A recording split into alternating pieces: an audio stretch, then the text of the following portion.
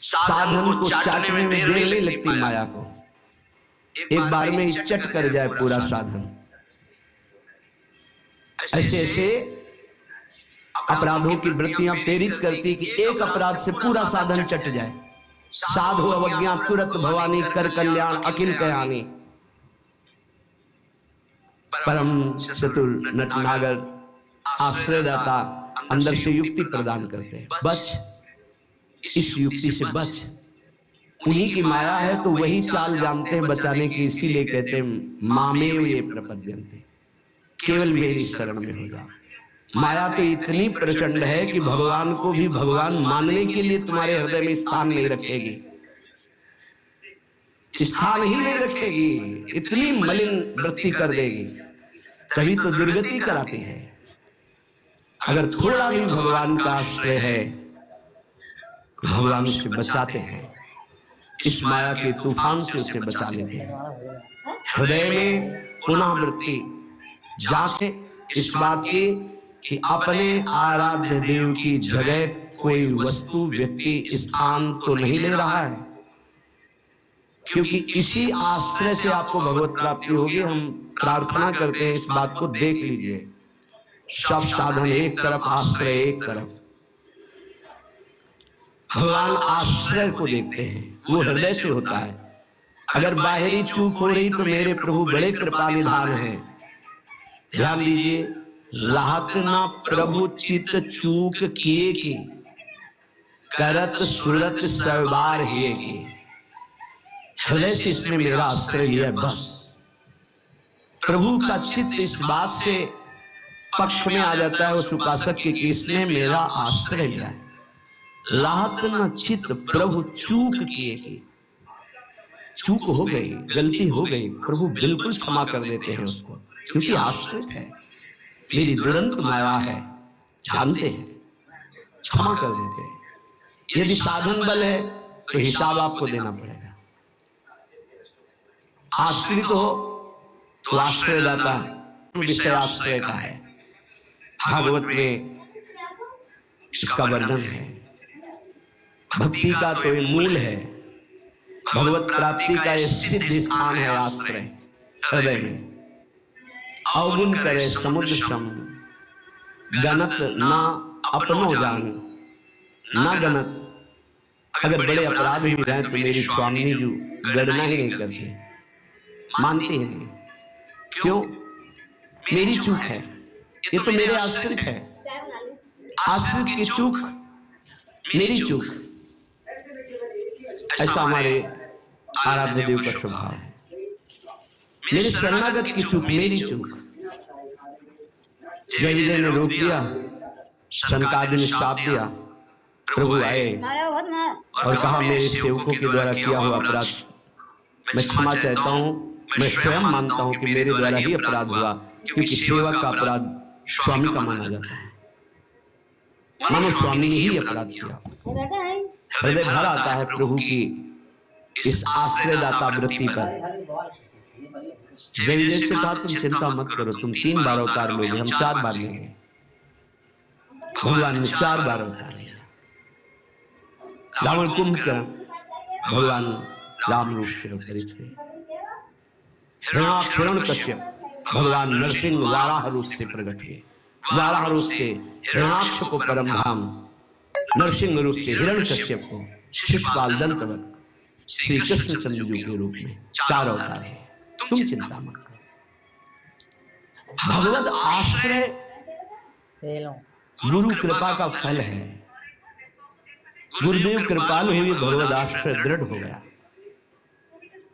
आश्रित मगन रहता है, अगला कदम कहां पड़ेगा उसको चिंता नहीं है, क्योंकि मेरे जीवन की डोर मेरे आश्रयदाता के हाथ में है। वो जिधर लगाम से खींचेंगे उधर ही इंद्रिय और बुद्धि ये सब उधर ही लग जाएंगे। नाथ आप देख लो, मैं आपकी शरण में हूं। बड़े बड़े महाभागवतों ने इसी आश्रय के बल पर मायावी नाना प्रकार के काम क्रोधात पर विजय प्राप्त की। ये बड़े मायावी, समझ में ही नहीं आता।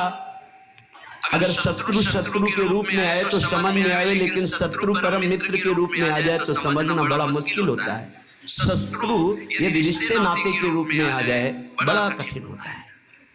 तो मन बुद्धि का संबंध बहुत समय से देहाभिमान में है।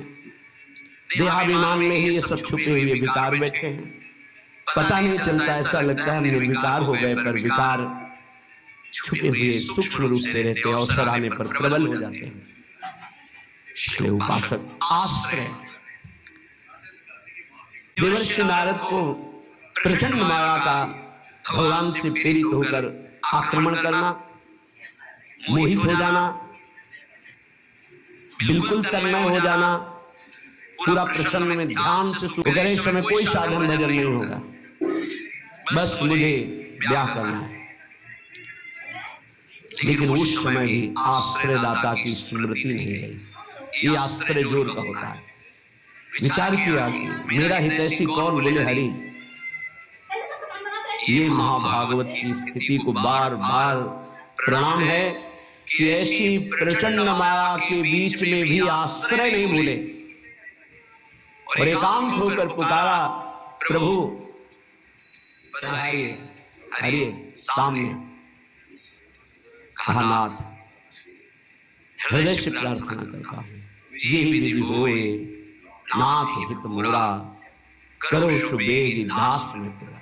बलिहारी है, ऐसी प्रचंड मलिन माया के आक्रमण में भी अपने स्वामी को नहीं भूले, आश्रय हृदय में बहुत जोर का।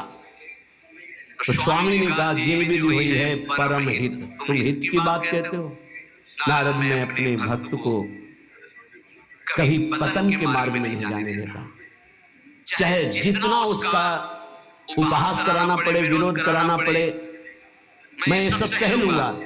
मेरे भक्त का उपहास हो रहा है, निंदा हो रही है, अपमान हो रहा है, पर मैं उसे पतन के गर्त में नहीं जाने देता। जाओ, ये विधि हुई है परम हित, नारद सुनो तुम्हारा, तुम्हारा परम हित जिसमें होगा वही मैं करूंगा। और वही किया प्रभु ने, परम हित कर दिया। इसलिए आश्रय, आश्रित को किसी भी तरह से कोई भी परास्त नहीं कर सकता। खास बात है, जहां किसी ने आश्रित को देखा कि इसमें तो ना तप है ना बल है, तो वो ये नहीं देख पाया कि आगे तो आश्रित दिखाई देता है, लेकिन गोद में बैठा है आश्रयदाता की। 5 वर्ष के प्रहलाद जी का चमत्कार कोई साधन भजन नहीं था। 5 वर्ष की तो आयु है, क्या साधन भजन है? गुरुदेव देवर्षि नारद ने आश्रय पुष्ट करा दिया गर्भ से ही। इतना जोर का आश्रय है कि इतनी भयावह परिस्थितियां आने पर भी मन डगमगाया नहीं। मेरे हरि है ना, मेरे हरि है, मैं उनकी गोद में हूं, वो कण कण में है। क्या दिव्य आश्रय! इसीलिए सारी दिव्यता प्रहलाद जी के जीवन में पाई गई। गुरुदेव नारद जी से पहले उनका स्मरण होता प्रहलाद, फिर नारद। प्रहलाद नारद पराशर पुंडरीक व्यासंबरी सुख सौनक भीष्मदान नाम। सबसे पहले भक्तराज प्रहलाद जी का नाम, क्योंकि 5 वर्ष की अवस्था में निष्काम धर्म की चरम सीमा में आश्रय की भारी स्थिति में प्रहलाद जी को पाया गया। गुरु जी भी महाभागवत है, पर पहला नाम नहीं लिया गया, क्योंकि उन्होंने अटल पदवी की आकांक्षा की। निष्काम धर्म की चरम अवस्था प्रहलाद जी की। नरसिंह भगवान प्रकट हुए और पूरी लीला करने के बाद प्रहलाद जी को गोद में बैठाल के कहते, मेरी आज्ञा है, आप वरदान मांगो। हाँ प्रभु, आपकी आज्ञा का पालन करने के लिए वरदान मांगता हूं कि मेरे हृदय में कुछ मांग ही न रह जाए। ये क्या वरदान? मेरे हृदय में कुछ मांग ही, आपको पाने के बाद अब क्या मांगू, क्या पाऊं? आश्रय, दृढ़ आश्रय। ये देहाभिमानी की समझ में नहीं आएगा। भगवद आश्रय, हृदय से आर्त भाव से जितनी दिव्यता हो सब आश्रय में विराजमान रहती है। इसलिए नाम आश्रय, धाम आश्रय, रूप आश्रय, लीला आश्रय, ये सब उसी परम आश्रय के खंभे हैं।